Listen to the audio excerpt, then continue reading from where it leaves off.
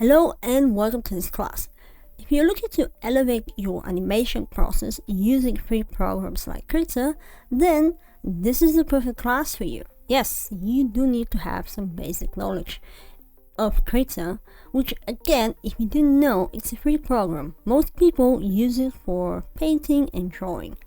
But we are going to make this frame by frame animation from start to finish.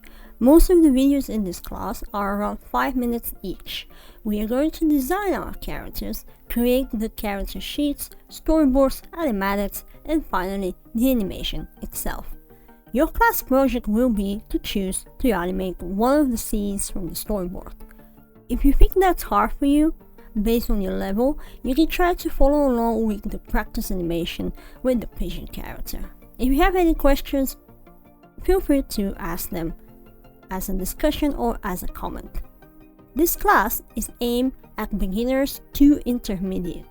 You will need to have a drawing tablet of your choice and of course Krita as your main animating program. You can download that from their website. And of course you will need to have some time, around 40 minutes to be exact, because that's how long this class will be. When you start animating your own animations, you will probably take longer, but this class is designed to help you from the beginning to the end of your animation process, again using Krita. So, see you in the class.